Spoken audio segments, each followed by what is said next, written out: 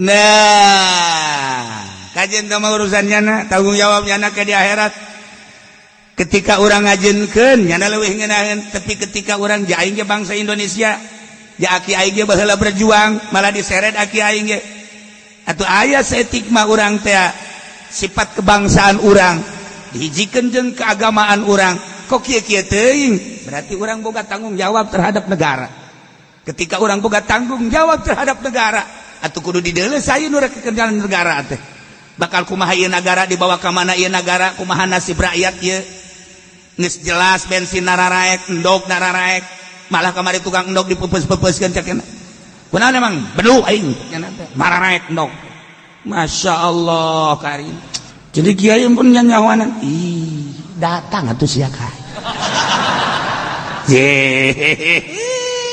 watang teu perlu boga HP kos kitu mah ja HP mah tau jang dangdutan malulu tolol ya Allah ya Rabb ya Indonesia mantap orang neuleuh jelema gagah turun di mobil mewah seorang pejabat hati nyeri asa diturihan ya Allah hati asa diturihan neuleuh rakyat coba neuleuh nyana Masya Allah karim lagu kubahanya na hirup di Indonesia neuleuh rakyat urang oh Masya Allah kan keur pembahasan di DPR sih gadunya tapi ditinggali coba tah kasus-kasus modal itu di luar kasus anu kuari keur dilaksanakeun si eta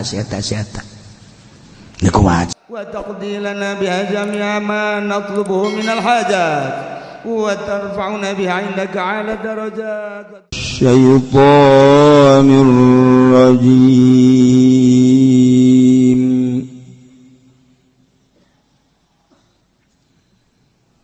ma kana lil musyrikin an ya'muru masajid Allah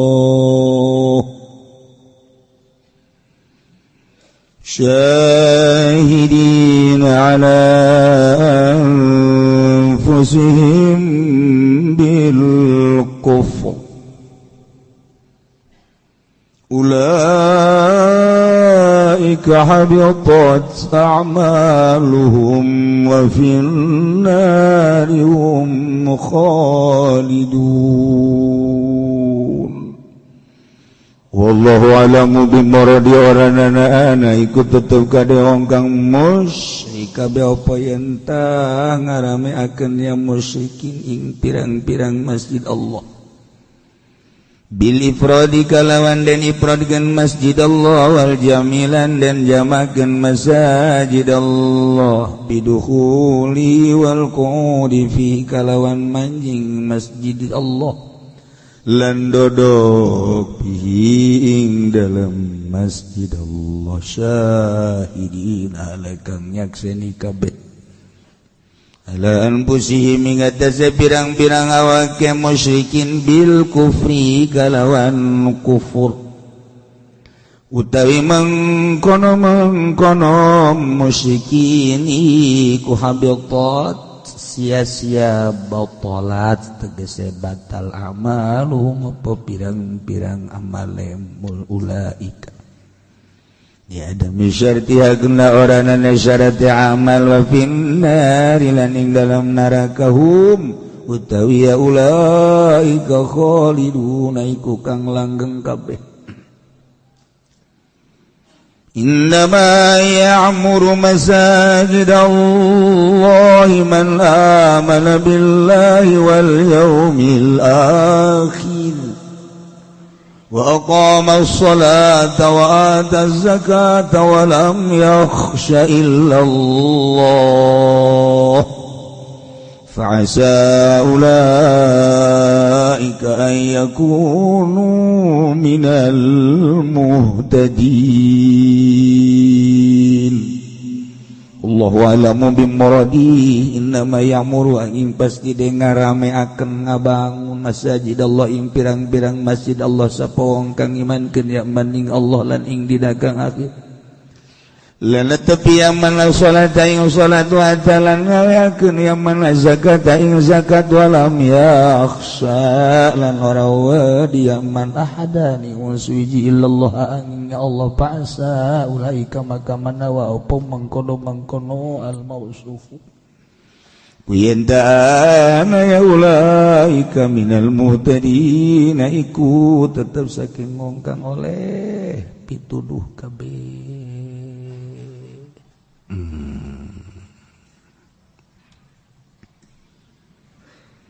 Ayat ieu rek ngabahas tentang ngabangun masjid.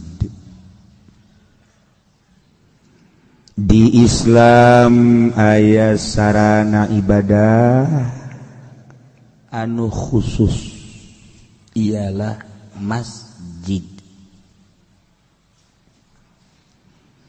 Ngabogaan keistimewaan khusus masjid. Ketika masjid dibangun semen anu akur, bata anu akur, kesik anu akur, jeung pembangunan anu sejen. Bata dibangun ka masjid eta, ka kantor eta, ka nightclub ge eta ken. Kesik dibangun ka masjid, kesik kos kitu, ka kantor kos kitu, ka bar ge kos kitu ken. Kitu keneh semen merekna alalakur tapi geus jadina berbeda fungsina, tur berbeda nilai-nilaina. Di mana orang ngabangun bar, insyaallah engke aya timbanganana di akhir. Lumayan jang sanaraka-naraka. Ketika orang ngabangun gereja sarua tanda tanganna bakal engke kababawa ka ditu. Anu nyumbang gitu keneh. Membangun kantor gitu kene sarua bae. Nu ngabangun masjid, masya Allah, bakal dibawa hiber ke ku masjid. Oh, haju deui beda masjid, teu beunang sambarangan. Urang ngomong di masjid ya beda jeung ngomong di kantor, beda jeung urang ubral-obrol di desa, beda jeung urang ubral-obrol di imah, beda jeung urang ubral-obrol di bar, di hotel. Di masjid mah aya ketentuanana ceuk Kangjeng Nabi al haditsu fil masjid yaqulul hasanati kama taqulul bahima al hasisa. Ngobrol di masjid obrolan eta adalah ngalenyapkeun kabagusan-kabagusan urang, ludes kabagusan urang, percis sakumaha embe kebo sapi ngadaharan jukut bae. Ngobrol di masjid. Ngobrol di masjid. Dengekeun ku jeuli sia. Sia teh sok obrol di masjid. Tah. Wa hadzal hadits fil haditsil mubah. Obrolan ieu kakarake dina obrolan anu sakedar mubah, famazannuka bil muharram, kumaha lamun obrol tentang nu diharamkeun. Geus tah mah lain kos didaharan ku hewan tah mah kabeulem tah mah. Wa kadzalika al-ghida, kitu keneh nyunya nyanyi di masjid. Eta mah geus dahsyat ge, dahsyat. Kuari mah kapan aya nu ceramah mau organ ka masjid. Sia anu ngondangna tolol kabehan. Masa di masjid muludan make organ. Tarante geus geus kitu mah. Geus kemun aya rante. Rantena gede. Jeung nu ngondang-ngondangna rante. Nah naonan masjid baboga ketentuan al hadits fil masjid yaqulul hasanat kama taqulul bahima al hashisha. Ulah sembarangan besi ke ku sabab sakitu urang di akhirat cilaka bahaya. Masyaallah. masjid mah julukanana buyutullah imah Allah lain sambarang. Urang lamun lewat ka Tangerang aya merek dirinya kantor. Inilah kantor DPR, tempat setan-setan ngindep di dieu. Eta. Tempat DPR. Kasurupan maksudnya. Liwat urang ka Tangerang aya Polres, polisi resort. Wah, eta bang geus teu bisa dicaritakeun. Sira geus teu bisa dicaritakeun. Lamun ente nyaho jejeroanana, aduh, masya Allah, masya Allah, masya Allah, masya Allah, masya Allah, masya Allah, masya Allah, masya Allah, masya Allah, masya Allah, masya Allah, masya Allah, masya Allah. Kos nu hareueuh kadeulina teh kos nu hareueuh. Di jerona muringkak bulu. Polisi satu sisi orang butuh yang penegak hukum, di sisi lain tanyakan coba ke polisi, coba tanyakan lu bener nanya anak mantak geus jadi polisi kabeh jadi sampah masyarakat. Jelema urut polisi hampir 99,9,9,9 sampah masyarakat. Hampir kabeh coba deh lagi. Di Garut bualayah teh polisi. Di Garut jadi sampah masyarakat. Di Bandung diurang sarua bae. Sebab jana kehirupna baheula kos kitu. Nyekelan hukum tapi ternyata melecehkan hukum. Polisi. Kecuali polisi nu sok ngaji ka dieu. Henteu tawa, beda tawa. Tawa beda bagus tawa keur ngaji mah di luar henteu.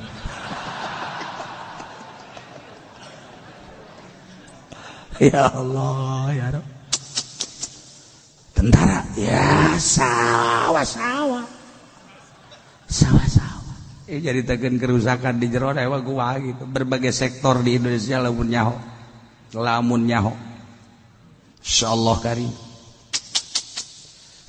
Ada 4 manusia di Indonesia anu nyana korupsina nu hiji 3 triliun 3 triliun hiji mal bejakeun ngaranna 4 manusia nu hiji 4,3,7 triliun 4,3 triliun nu hiji deui 4 keneh kepala 4 sekian nu hiji deui 2 teh 200 sekian triliun 4 manusia di Indonesia ku hari.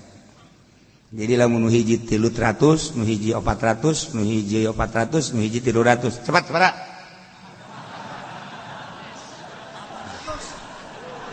Uyang aing mau anak buah teh. Triliun. Urang neuleuh ka handap. Set tukang beca. Ngagoes.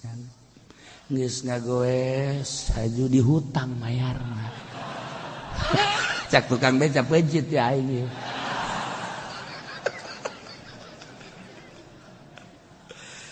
Berapa banyak tukang beca dan berapa banyak supir angkot dan berapa banyak orang yang tidak dibayar di pabrik. Berapa banyak orang yang belum mempunyai lapangan kerja dan berapa banyak orang yang setelah kerja tetapi tidak stabil. Tuh hanya 4 golongan, 4 manusia kelasnya 300 triliun, 400 triliun, 400 triliun, 200 triliun, 4 manusia di Indonesia. Masya Allah kan. Mantak borigak bulu. Mun urang nyaho tah, mun urang nyaho. Jadi kiai pun nyahoanan, datang atuh sia kae. Mantak gitu. Teu perlu boga HP kos gitu mah, ya HP mah tau jang dangdutan malulu. Tolol. Ya Allah, ya Rabb. Ya Indonesia. Mantak urang neuleuh jelema gagah turun di mobil mewah seorang pejabat hati nyeri asa diturihan. Hati asa diturihan. Neule rakyat coba. Neule nyana. Masya Allah karim. Dek lagu kubahannya na hirup di Indonesia. Neule rakyat berat. Oh, Masya Allah karim. Keur pembahasan di DPR sih gadunya. Tapi ditinggali coba kasus-kasus modal itu. Di luar kasus anu kuari keur dilaksanakeun si eta. Ya kumaha coba ayo duit Indonesia. Iya.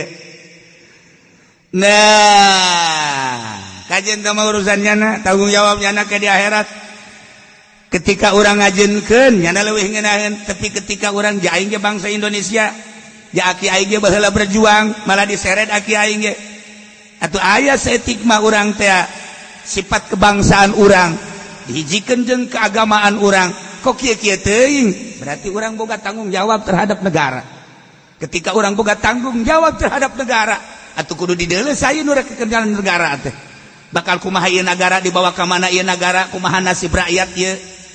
Geus jelas bensin nararaek, endog nararaek, malah kamari tukang endog dipepes-pepeskeun cakena. Kunaon emang? Bedu aing cenah teh. Mararaek endog. Masya Allah karim. Aya anu naik resep. Pamajikan naik bae cenah salaki resepeun tah mah. Aya nu naik bagus, aya nu naik henteu. Aya nu teu naik-naik belu cek pamajikan. Balik sia ka ditu. Ah iya. Masjid ya masjid buyutullah. Imah Allah. Mantap. Cek Kangjeng Nabi man tawaddaa fi baitihi tsumma atal masjidah fa huwa zairullah taala. Sajelema nu ngalawudu di imah terus datang ke masjid eta berarti endek ziarah ka Gusti Allah. Masyaallah karim. Sedangkan wa haqqun alal mazur ayyukrimaz zair. Berhak bagi nu dizarahan ngamulyakeun ka nu zarah. Urang geus dipapag. Begitu urang ngalawudu di imah kemudian ke masjid dik salat duha, Gusti Allah geus mapagkeun. Weh, masyaallah dimulyakeun ku Gusti Allah, dibukakeun lawang hate urang. Ketika orang salat dihormat ku Gusti Allah. Ya Allah, ya Rabbi, ieu masjid lain sambarang. Mantap. Lamun urang di Madinah ka Kuba bagusna pas Sabtu afdolna di imah ngalawuduna. Ieu Kangjeng Nabi nyaritakeun man tawaddaa fi baiti. Ngalawudu heula di hotel urang beres terus berangkat ka Kuba, dipapag ku malaikat, dihormat ku Gusti Allah. Eta teh sarua jeung umroh ganjaranana. Urang salat duha di Masjid Kuba sarua jeung umroh ganjaranana. Masya Allah. Geus teu kudu di Madinah teh mah, jang jelema-jelema anu ka Mekah ka Madinah, urang nu di imah bae pikiraneun ieu pikiran ge urang mah ieu. Geus bae di imah, ngalawudu, beres ngalawudu berangkat ka masjid, memeh datang aya babaturan ngajakan bisnis. Tere datang ka lawang masjid teh jadi asup ka masjidna. Gusti Allah tolol teh budak. Ieu. Edahan ngahormat ka ditu goblok-goblok teh. Sadegeun kan Allah anu endek ngahormatna, Allah anu endek mere kauntunganana. Sadeg salat duha teh jadi mah ku aing teh dimejejeskeun sia ku aing bisnisna. Awas ya cek Gusti Allah. Lain ngahargaan ka aing heula, ngarahan ka ditu. Tah, aja nama bisnis tinggal bisnis ditipu batur. Tuh, ya badawadda fi baiti summa atal masjid fa huwa zairullah wa haqqun alal mazur ayyukrimaz zair. Ya Allah. Ulah-ulah soal gede masjid mah. Ngalampuan masjid bae man asraja fi masjidin siraja. Jelema anu nyieun lampu hiji bae di masjid. Lam tazalil malaikatu hamalatul arsy yastaghfiruna lahu. Teureun-eureun malaikat jeung malaikat hamalatul arsy terus memang mentakeun hampura ta ka jelema nu ngahurungkeun nu nyieun anu neundeunan lampu di masjid. Madam ma fi dzalikal masjid satungtung eta lampuna aya keneh. di masjid Bararoe, kemudian kurang ditendenan lampu cadok baheula mah belah nama lampu tempel warima zaman listrik. Wah ieu listrik parem teu bebeja deui geus, langsung we diganti kurang tak. Masya Allah eta malaikat hamalatul arsy terus besar tungtung lampu caang keneh mamang mentakeun hampura bae ka jelema eta. Ih wong masjid mah kumaha gitu. Ya Allah. Ulah eta geus di masjid mah ulah eta lah. Sami tu Rasulullah sallallahu alaihi wasallam ikhrajul qumama minal masjid muhurul huril ain. Aya plastik letik di jero masjid kurang dicokot. Oh ya sampah ya lah sepira urang es bonbon doang terus kurang disampah diasupkeun ka kantong urang atau diasupkeun ka tempat sampah eta teh horenganan mas kawin bidadari. Ya Allah ya Rabbi geus pokona masjid mah hayang boga bidadari tah nyapuan masjid. Ya Allah ya Rabbi lamun di dinya aya tai kotokan urang ya cempal dibiceun terus dipel tambah geulis jasad mah bidadarina beda tah mah lamun kan ngan seukur sampah leutik bae mah bidadarina nu kelas biasa tah mah kelas kampung bidadarina. Ayo mah bidadarina puara ieu mah lamun datang ka urang nyapuan nepel di masjid aduh asa ulah yang dibayar deui batal.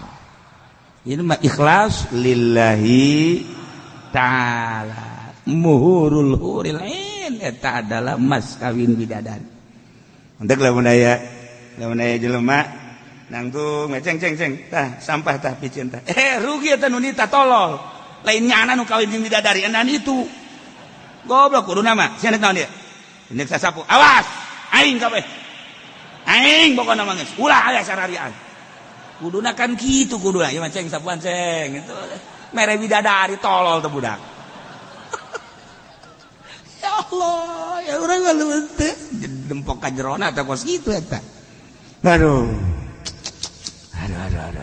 atau babagi sia nyapuan ti ka dieu aing ayo engke bidadarina hiji kurang bagi dua emangna cek cenah bidadari kos mbak dikontrakan kos eueuh deui bae. Tetap baik dibagi ku Gusti Allah. Aduh. Nah, kunaon dia saking mulyana masjid ngomong teu meunang sambarangan di masjid. Dipakena jang ibadah ka Gusti Allah. Ngalampuan masjid dipangmentakeun hampura ku malaikat. Masya Allah ngabersihan masjid eta adalah mas kawin bidadari. Ya Allah ya Rabb. Ialah masjid. Man bana baitan yubadullah fih banallahu baitan fil jannah. Saya jelema nu ngabangun suatu bangunan paranti ibadah ka Gusti Allah yane masjid bakal diberi istana ku Gusti Allah di surga. Masjid balai lalagaan. Kuari mah Gusti Allah tedek ngajelaskeun tentang kakuduan saha nu kudu ngabangun masjid teh. Nu sakitu poharana eta ganjaran ngabangun masjid teh loba jelema anu ibadahna nu lain nu kurang bagus tapi ketika nyana ngabangun masjid bisa salamet jaga di akhirat ku bangunan-bangunan nyana. Lantaran nu mantak nyalametkeun nyana salamet di akhirat bisa nyalametkeun batur kunyana dibangun eta masjid teh kemudian jelema arar ibadah kan di dinya teh ngarasa sejuk ngarasa tiis wasilah urang ngabangun masjid batur bisa sarolat ibadah ka Gusti Allah malaikat kararumpul di dinya kapan ngararoblol be jelema teh arar ibadah di dieu ngabangun saha ieu masjid cak malaikat teh ternyata ngabangun pa anu beuh eta langsung malaikat tertuju ka jelema nu ngabangunna mantak ke di akhirat teh dibantuan ku malaikat Gusti jelema ieu mah nu ngabangun masjid ngawasilahan jelema anu arar ibadah ka Gusti jelema bisa hararusu ibadah ka Gusti abdi saksina nah panglangsungkeun ka sorga permintaan malaikat. Ya Allah ya Rabb aya deui jelema batur mah ngabangun masjid teh udunan ku hayang-hayangna menang derajat jaga di akhirat aya meleg-meleg meureun ngabangun hiji je kudu ratusan juta bahkan miliaran teu boga hayang milu we nempelkeun 1 juta 2 juta dikumpulkeun di panitia masjid ku panitia masjid pake meuli Fortuner Allah kan haju kiai deui eta kiai jelemana kiai balik bejakeun buku lagi kiai di Tangerang tah lain lah ulah loba omong aya nu lain kiai mah leuwih jahat deh duit geus rumpul di kotak duit geus rumpul di leungeun panitia dicokot ku nyana diinjeu heula jagna teh adek dipake usaha kotak eueuh itu eueuh tuh dehem ditolol Masya Allah ya pasti itu sih ada meureun di kanarakakeun eta ku Allah silakan Allah kan saha ieu nu kudu ngabangun masjid tah ieu ayatna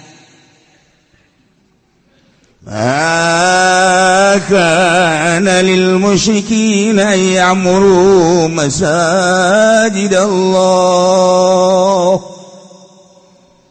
teu pantes teu layak ka jelema anu berpredikat agamana musyrikin kudu ngabangun masjid-masjid Allah. Musyrikin mah teu layak ngabangun masjid, kafirin mah teu layak ngabangun masjid. Musyrikin anu syahidina ala anfusihim bil kufri anu bener-bener nyaksian ka dirina bahwa nyana kufur dengan bahasa. Tidak baca 2 kalimat syahadat dengan pagawean nyana masuk ibadahna ke gereja jeung ka kelenteng jeung ke berbagai-bagai sarana ibadah lain masjid. Omongan anak geus lain omongan Islam lain muslim lain mukmin pagawean ge kitu kene tingkana kitu kene berarti anu benar-benar syahidina ala anfusihim bil kufri nyaksikeun dirina bahwa dirina kufur teu layak ngabangun masjid. Dina ngabangunna berarti aya unsur-unsur politis anu di ujungna bakal jadi kejahatan. Kristen layak ngabangun masjid. Muslim ulah menta dibangunkeun ku Kristen. Mukmin ulah menta dibangunkeun ka Katolik. Mukmin ulah menta dibangunkeun ka Yahudi. Mukmin ulah menta dibangunkeun ka Konghucu, Buddha dan lain-lain sebagainya. Mukmin baik, kafir urusanana engke bakal bahaya. Allah geus ngajelaskeun maka lil musyrikin ayamuru masajidallah. Teu layak sama sekali bagi jalma musyrik kudu ngaramekeun masjid Allah, ngabangun masjid Allah. Musyrik dan syahidina ala anfusihim bil kufri benar-benar kufur. Nyana benar-benar Katolik, nyana benar-benar Kristen, nyana benar-benar Protestan, nyana benar-benar Hindu, Buddha dan lain sebagainya. Teu meunang ngabangun masjid. Teu meunang. Ulah unsurna pasti engke bakal nyantok ka urang. Di perumahan-perumahan teh ku ari mah orang-orang mukmin teh kemudian memohon ke musyrikin ke kafirin minta dipangbangunkeun masjid. Salah. Adapun pasumna mah masalah tahu penyediaan jang masjid untuk ngabangun masjid mah tetep bae kudu urang sebagai mukmin. Adapun sarana pasumna masalah nya nanya diakeun tah mah tah jang masjid emang kudu, tetapi untuk ngabangun tetep bae ulah diserahkeun ka musyrikin. Sebab daun hatena manyana tetep bae ka urang ngamusuhan. Sarua bae nyana jeung partai anu ngarekrut supaya didukung. Partena partai Katolik, partena partai kafir. Tah eta haram ngadukung ka goblok jelema dukung ka partai kos kitu. Asana di dunia kene ku galedeg teh jelema. Tarolol jasa di kamarana-maranakeun meureun akidah ngabangun masjid bae ulah Sabab nuzul ayat bener nama jamaatan min ruasai Quraisyin usiru yauma badarin. Ketika perang Badar, pemimpin-pemimpin Quraisy teh tertawan ku mukminin. Di antara pemimpin Quraisy do tertawan adalah paman Kangjeng Nabi Muhammad sallallahu alaihi wasallam nu ngaran Abbas. Can asup Islam saat eta. Allah karim. Abbas bin Abdul Muttalib. Ya Allah. Kangjeng Nabi boga bapak ramakna ku anjeun namina Abdullah bin Abdul Muttalib. Boga adik ngaranna Abbas. Jadi Kangjeng Nabi paman ka Abbas. Tah eta teh can asup Islam. Ketika perang Badar, Abbas teh paman Kangjeng Nabi, perang jeung Kangjeng Nabi. Kangjeng Nabi alo berarti perang jeung mamang. Tertawaan mamang. Masya Allah. Akhirnya rombongan mukmin kan datang ke tawanan-tawanan lantaran ayah Sidina Abbas. Didinya nyengserikan para mukminin teh. Wahai paman Nabi, wahai Abbas anu mulya. Kunaon atuh maneh saat ieu masih kene can nuturkeun Allah nu bener. Muhammad teh Nabi, Muhammad teh Rasul. Anjeun masih kena mempertahankan kasyirikan. Teu boga kaisi. Batur geus ariban. Di mana di meni geus ngaduku. Wahyu geus terus-terusan datang. Ai mamang ku anjeun kos kieu. Nanaonan, ieu teh nanaonan. Col Sidina Ali. Sidina Ali lebih keras deui cenah mah. Ya Ali bin Abi Thalib yubihul Abbas. Heh, Abbas. Cek Sidina Ali. Ai sia teu boga deg-degan amat sih. Tuh, batur gak bisa lari mana sia bencang. Sidina Ali tas dietek meureun nya.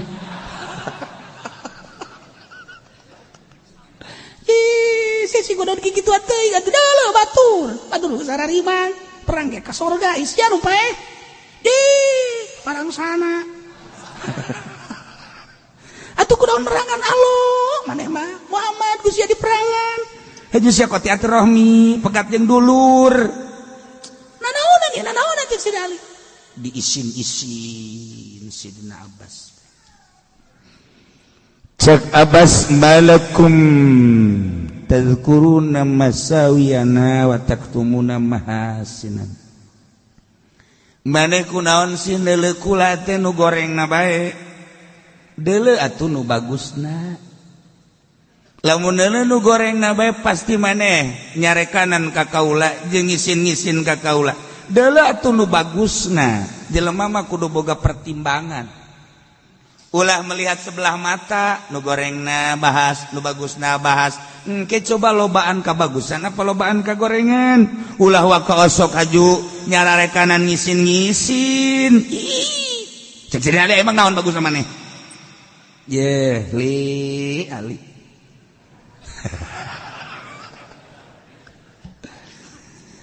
Halakum hasinukum memang cek Sidina Ali ai kitu. Ai kitu maneh henteu neuleuh kana kahadean. Pan kula ge boga kahadean. Aya kitu kahadean? Naam. Mana coba kahadeanan? Nahnu afdalu minkum nu'ammirul masjidal haram nahjubul ka'bah. Lamun dibandingkeun jeung aranjeun kabeh yeuh kaula leuwih mulya tibatan maraneh kabeh.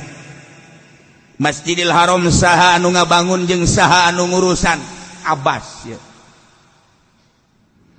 Ka'bahna saha anu ngurusan mandian jeung ngalambuan ye Abbas.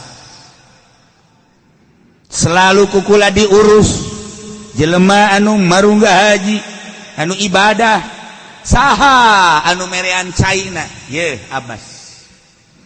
Ketika jelema-jelema kesulitan di sekitar Mekah saha anu mere jalan ye Abbas. Deuleu atuh kahadean-kahadeanana. Ulah deuleu teh kagorenganna bae. Tapi ayana Masjidil Haram nu ngabangun kula. Anu ngurusan kula Baitullah sakitu hebatna nang kula ngurusan. jelema nu terlantar ku kula diurusan, jelema kalaparan, jelema dahaga kula nu ngurusan. Tanyakeun coba di Mekah kumaha keberadaan Abbas. Yeuh paman Muhammad. Caricing kabeh. Jadi ali ge. Heuh ge nya sakieu.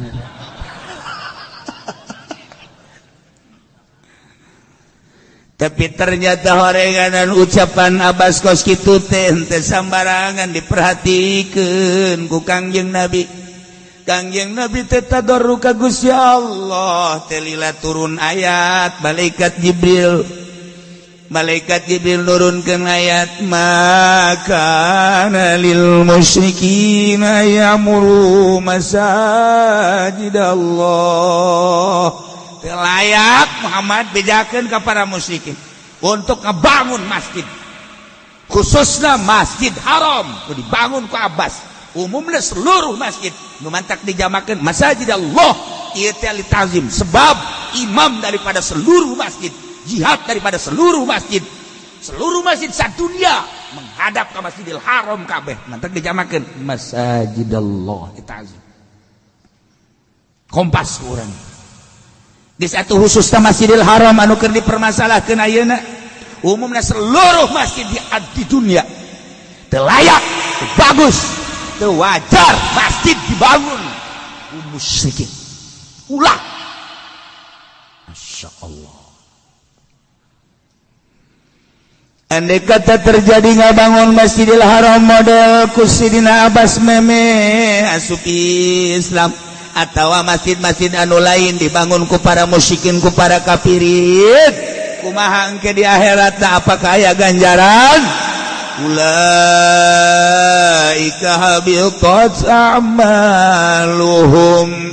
Musyrikin anu ngabangun masjid, khususna Abbas ngabangun Masjidil Haram, anu bener-bener menguasai tentang haram jeung Baitullah na, umum nama tu kabehan di saantero negara dibangun kunyana habitat a'maluhum, sia-sia amalna. Kunaon emang? Sebab kuncina ngamal kudu iman ka Allah. Li adami syartiyat aya syarat amal, sebabnya na kufur. Hanya sebatas untuk dilihat bahwa nyana bagus. Hanya sebatas berarti toleran anu luar biasa. Ternyata agama Kristen teh toleransinya tinggi, bisa ngabangun masjid. Ternyata orang Buddha teh hebat toleransinya. Aya kebersamaan jeung urang teh. Urangna bae ieu anu lemah teh. Ujung-ujungna kan urang ngomong kos karari itu tah, terutama bangsa di kalangan pemerintah. Kurang bagaimana dia bangun masjid, kurang bagaimana dia bangun masjid dan lain sebagainya. Ieu mangan sakadar hayang diararaku doang manehana nama. Ujung-ujung nama ka urang teh ngabusuhan kajen kumaha. Sakali ulah nyana dek nyumbang orang tidak boleh, nyana dek ngabangunkeun masjid teu hanai, ulah urang nu tanggung jawab. Nyana ngabangun masjid yang menang ganjaran habitat a'maluhum tas sama sekali di akhiratna. Di akhirat wa finnari hum khalidun. Di akhiratna abadal abidin, salilama we di neraka jahanam. Nyana ngabangun masjid, nyana nyumbang masjid, nanaona lantaran syarat amalna kafir. Kafir bahkan sekaligus ditimbangna gengke. Timbang mah timbang. Ngan kan bebelahanana ai urang makan ieu amal bagus katuh, ieu amal goreng. Geus ditimbang ge, salat bagus. Puasa ya haji. Hah, bari ka gorenganana coba main gaple aya deui, main remi aya deui, main judi aya deui. Ka dieu ngagilek. Urang makan kos kitu, brus ka neraka. Ai kafir mah ieu nu eueuhan ieu imanan, tinggal sabelah. Mantak nya nama dikolektif, dirut sekaligus. Dirut saumat atau saprovinsi geus dah. Saprovinsi, ya Banten, mana Kristen? Dirut set brusu. Brusu, da eueuhan ieu na. Ai urang mah kana aya tuh teh, urangna di tengah di dieu. Set timbang. Ngaji, tak masyaallah mantap. Salat teh husu gayana tep. Ieu kari. puasa sanajan pindah dahar ge lumayan. Ya Karim haji sanajan motoan we ge ayalah. Ya Karim ya Karim. Belum dia ya. Dagang karung oplos. Nyana geus deulekeun bae. Wah. Bahaya ya bahaya. Ya Karim. Aduh. Pulang ngaji ngabonceng jahe. Masya Allah. Geus kieu jalan molotot bae. Macan anggeus ye. Wah. Ya Karim ya Allah ya Rabbi ya Allah. Utang kata tangga teu dibayar ku nya. Geus leutik hate nya nasib. Miring kan dia. Nah, ini diberitakan kan ke malaikat. Nama Haji Supende ternyata lebih banyak jahatnya dibandingkan dengan bagusnya. Keputusan malaikat Zabaniyah harus dirantai dan diseret. Waduh. Nyana ge dadah. Aduh, Masya Allah Karim. Ayat urang mah geus kitu. Kafir bener. Ulaika habitat a'maluhum wa fin nari hum khalidun. Kesimpulan nama musyrikin matulah ngabangun masjid teu layak teu bagus. Teu sayogia bagi kafirin musyrikin anu bebeneran nyana dina kamusyikanana syahidina ala anfusihim bil kufri anu bener-bener ja omonganna ge omongan kafir. Pagawean kafir tingkah naga tingkah kafir telayak cek Gusti Allah ngabangun masjid hartina sebab ngabangun masjid lan sekadar wujud masjidna aya derajat-derajat tersendiri nu mantak teu meunang bagi musyrikin jeung kafirin non muslim ngabangun masjid titik. Nu kudu ngabangun masjid main nama ya'muru masajid Allah taya liana nu kudu ngaramekeun masjid ialah jelema anu man amana billahi ji nu iman ka Allah 2 wal yaumil akhir nu iman ka poe akhir 3 wa aqama shalah anu sok ngalaksanakeun salat 4 wa ataz zakah anu sok ngalaksanakeun ngaluarkeun zakat 5 walam yakhsha illallah teu boga karempan jeung kasieun kecuali ka Gusti Allah subhanahu urang tanu ngabangun masjid bahasana ge innama ya'muru wa adawatul qasri illa innama atuna taqdimun ieu bahasa mun geus make innama berarti pasti qasr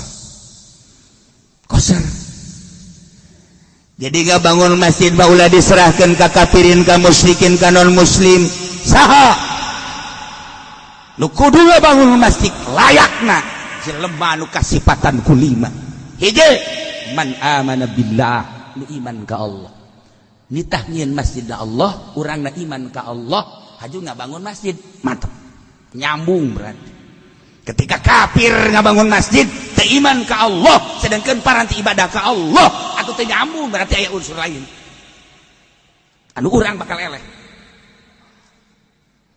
Nomor kedua wal yaumil akhir sebab dampak ieu masjid bakal engke kapanggih di akhirat.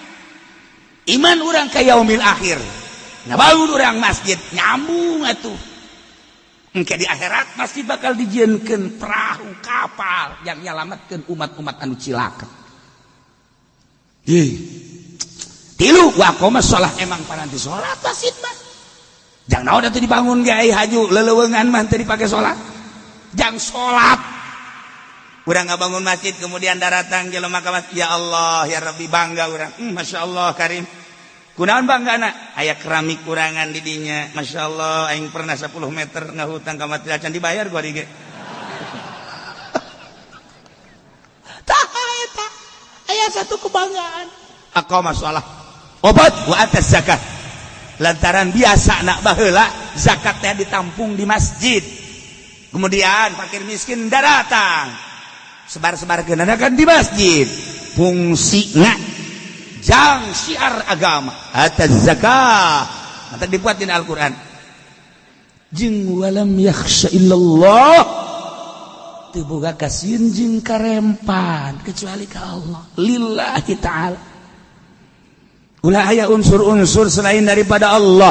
Urang makan loba kasieun. Sia bangun aku ngagentar aya atasan aing teu bagus. Sia kunaon eta ngabangun. Waduh dititah ku komandan aing teu bagus. Hiji bae boga kasieun mah Allah. Sebab urang diciptakeun ku Gusti Allah, diurus ku Gusti Allah, bakal balik ka Gusti Allah. Allah nitah beramal. Ieu amal naon ieu panita Allah ke urang bakal ngaharep kanu nitahna. Sieun aing mah. Lantaran amanah ye, sia diberi amanah ta ilmu dipake naon sia ta ilmu, sia diberi amanah ta umur dipake naon ta sia umur, sia diberi amanah ta dunia dipake naon ta dunia. Emang urang moal dihitung. Sabaraha taun aing mere umur ka sia, salila sia pemuda datang ka payah teh sabaraha taun digunakeun naon ku sia umur sia. Tah eta tah nu bakal urang bakal ditanya. Aing mere dunia ka sia, dunia sia teh nu aing, tapi dititipkeun ka sia dipake naon ku sia. Ayo ayat tulisan-tulisan anak ita tanu pake kasieun.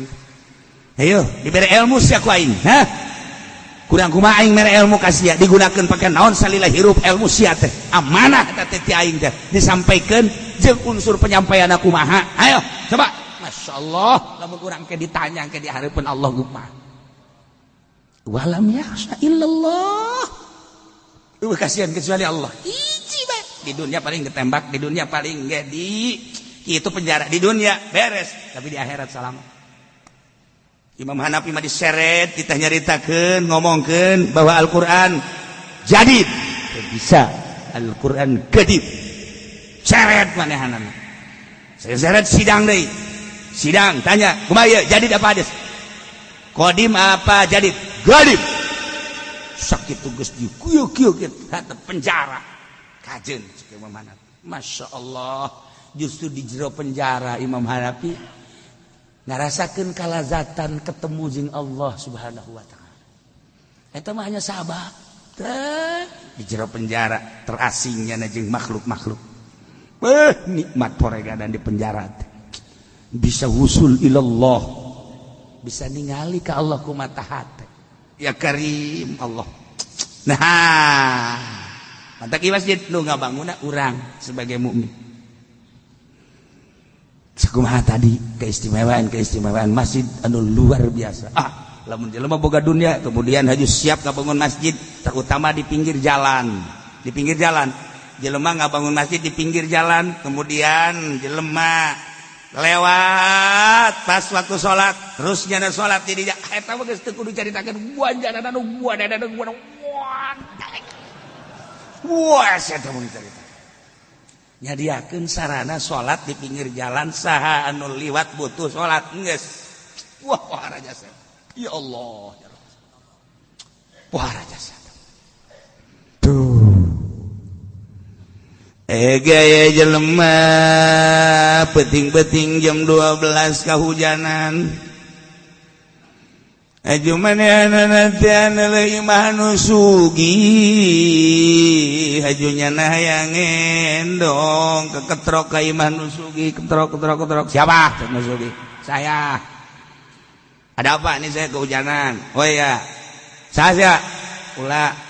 Terus bae bari dibuka ke lawang. Saha sih sabenerna? Hayang dihormat cenah. Ulah minantu Allah. Bih poharamat. Setengah kiai jelema gitu tah. Setengah kiai. Saha sia? Ulah minantu Allah. Maksudna mah yang dihormat abeh datang ke jero teh dibere kamar nu bagus, kasur nu bagus, minimal atuh bere dahar heula kan minantu Allah ngaranna ge atuh. Oh pohara. Oh sia minantu Allah. Tungguan mukakeun lawak. Dicekel we leungeun. Hayo tadi imah Allah sia. Pan dibawa ka mana? Sia minantu Allah. Dibawa ka masjid tah, kasupkeun dikunci tah, imah Allah tah sia. Nu sugihna sableng meureun teh nya. Sial tah nu sugih. Tinggal eta mah setengah kiai di masjid atuh kieu mah aing teu kudu kanyana. Jangan teh. Bisa asup sorangan. Ya, tunggu ngetiris bae di masjid panjana. Hujan gede pannya tiris pan salah ngomong aing. Dek sok-sokan tadi mah abeh pajar wali meureun gitu. Sagada minantu Allah, itu dibere ka imah Allah. Tungtung nama atuh isuk-isuk nyeri beuteung bae pan. Kapagi jeung nu sugih teh hakan tapi nantu Allah teh. Sia ai ka aing ulah sok sambarangan. Tah jadi urang ulah sok sambarangan ngomong. Masyaallah kari. Ta eta masjid. Kuatah jelema nu ngabangun masjid. Fasaulaika ayyakunu minal muhtadin. Maka berharap jelema nu kasipatan kulima sifat tadi teh hiji mana billah dua wal yaumil akhir. Tilu aku masalah obat atas zakalima walam yakhsha illallah. Etama'u ayakunu minal muhtadin. Jelema eta anu menang pituduh ti Gusti Allah Subhanahu wa ta'ala. Namun orang mampu ngabangun masjid ku sorangan luar biasa teu mampu atuh kuduaan teu mampu urang kulimaan teu mampu mah urang babarengan bae jeung masyarakat ieu urang babarengan ngabangun masjid ulah sok diserah-serahkeun ka kafirin ka musyrikin ka non muslim bahkan lamun aya nu nyumbang cek fikih mah teu naon nu nyumbang ti kafir teh tetapi cek ahli tasawuf teu kudu gagah muslim lantaran dititah ku Allah moal misrek nu nitahna ge Gusti Allah asal urangna nu bener. Allah maha kaya maha segala-gala engke ge loba anu urang aneh lamun urang nuturkeun perintah Allah loba nu aneh ge bakal lamun urang teu nuturkeun perintah Allah kara bangsa cupet Allah nu nitah atuh nyin masjid dititah ku Gusti Allah ayo geus huhuluan ku urang lamun urang jadi tokoh masyarakat bangun urang ulah sok hayang ulah sok hayang ulah sok ieu duit kumpul dipake heula usaha tah eta nu kosokara itu teh sababaraha panitia masjid anu haju maot panitia masjidna ternyata anakna dararatang ka imah aya tulisanana ieu abah teh jadi panitia masjid ieu duit masjid di dahar kunyana cenah kiai teu nyaho ka mana ngaleosna jumlahna aya 150 sekian juta kumaha cenah teu ganti waduh cenah kiai ganti duit dari mana aya kene sawana tahu aya jual kan karunya nyana di jero di jero kuburan ya Allah deui jelema anu ngahutang ti panitia masjid ai panitiana mah teu henteu ngan dihutang ku babaturanana dipake usaha aju teu dibayar teh kumaha cenah kiai teh kumaha bayar gitu kiai mah cenah ngeunah bayar atuh kami yang mayar terserah sia ieu cenah kumaha ulah kumaha atuh kitu ayo guys dibayar atuh eta duit masjid masyaallah siga ade loba jasa kasus-kasus masjid aya deui ustaz nun teu daekeun diganti manitian masjid pokona salila aing hirup masjid mah ieu mah dikontrak ku aing bae di urusan mah teu jante ieu duit mah ngalir bae di masyarakat diberitakeun teu naon teu ulah loba omong pokona mah sia mah hayu bae deuk jariah mah jariah bae geus kumaha aing bae korenganan dileg-legan boh alabatan orai karung eta aya di nu kos kitu eta carita masjid mah aya eta nu kos kitu kurang ngaji jelemana wah cenah kieu cok nyaho bae kadeleuk wae ulah hudang ulah tenang jangan ku batur tuh sia masjid ya Allah geus bogo teh anu maca khotbah yang dibayar mah teh mah tololna ge tololna deui ti tolol teh masih 5 kilo ka ditu cenah kiai tinggal kiai bonya khutbah mapan salat Jumat teh mah tuh kok hayang dibayar kecuali adzan mah masalah tah hayang dibayar ge tapi ai khutbah mah tuh ulah masyaallah kari da cerita mah kieu cuma teu nyahoan coretna bawa ka dieu kusnya kitabna nu mana ayo coba khotib kudu dibayar ayo coba ka dieu soekeun sungut sia kudu sia heran aing mah engke mah nama salat lohor ge hayang dibayar asar magrib pangmayarkeun aing geus mending ngasupkeun kunclungkeun ka sumur pareu mabak cor aing heran di akhir zaman salat ge kudu engke mah puasa ge hayang dibayar sia ambo parangsana Fasa ulaika ayyakunu minal muhtadin.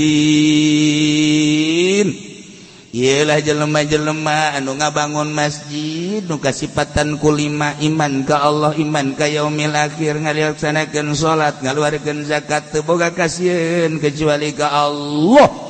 Na la yakunu minal muhtadin nyana anu menang pituduh ti Gusti Allah Subhanahu wa ta'ala ngan eta tah ayat tungtungan walam yakhsha illallah ulah boga kasieun kecuali ka Allah. Jadi nu dideuleu ngabangun masjid majelis mushola pondok pesantren hiji be Allah ulah aya unsur-unsur nu lain karak mandi ya Allah ya.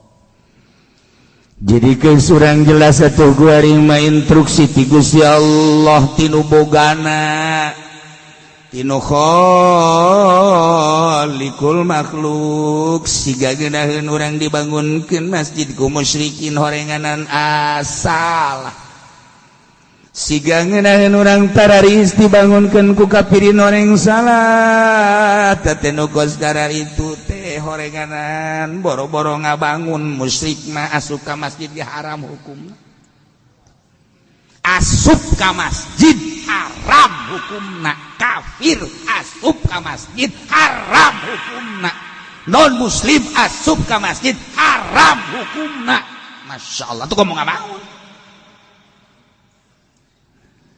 Lamun aya DKM kuarinde kadatangan tamu kemudian tamuna teh kafir hajuna gayakeun acara di masjid haram kafir asup ka masjid.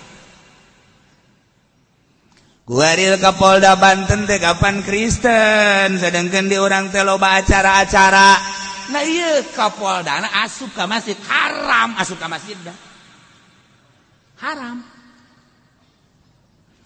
dikecualikeun aya kepentingan negara asal geus kecuali beka eta mah toleransi urusanna aslina mah kan haram aslina mah haram kecuali aya kebutuhan urusan politik kebenarannya bergelut di kewilayahanana anu memang kumpulnya di masjid dikecualikan masalah sebatas nyaritakeun kepentingan negara di luar eta tetep haram. Bahkan lamun urang ngabangun masjid kemudian aya tukang bas teh non muslim haram masjid dibangun ku tukang bas lain muslim dengekeun ku ceuli sia cuma ngaji bebeneran ya ceulina buka bangun pareureum bae heran ente cenah kiai lah ya kaseueuhan teh nguduk ajan kokomah ge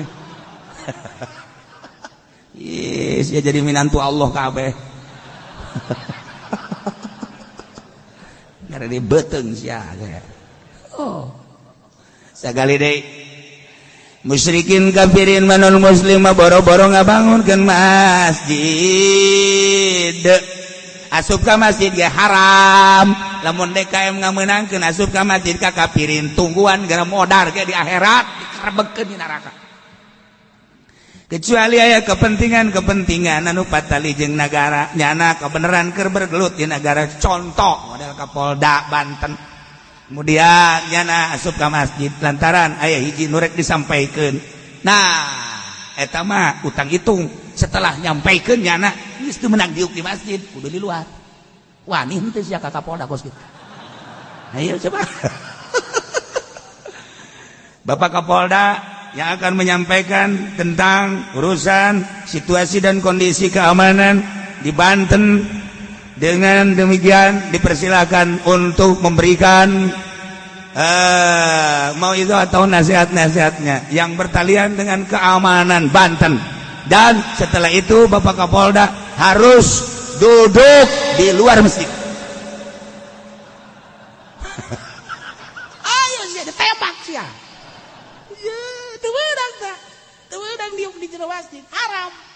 Ini kumaha tuh? Sebabnya nama kan eueuh kecintaan ke masjid. Berbeda. Jadi berarti manehanana makan lalagaan di jero masjid. Sementara urang makan ngagungkeun ke masjid. Aya aturan-aturan tersendiri kan di masjid teh. Nyana makan teu boga lantaran lain imahnyana. Teu nyambung antara nyana jeung masjid sebab kafir ka Allah anti, ka Kanjeng Nabi Muhammad anti. Sedangkeun ieu mah wudi alil ibadah masjid mah. Tah, udah orang ningnang boga kapoldaan. Tah. Ya. Matak syahadat ta masjid asup ka masjid haram dikecualikan aya kepentingan. Urang ngabangun masjid ya, ngabangun masjid. Ngabangun masjid nu ngabangun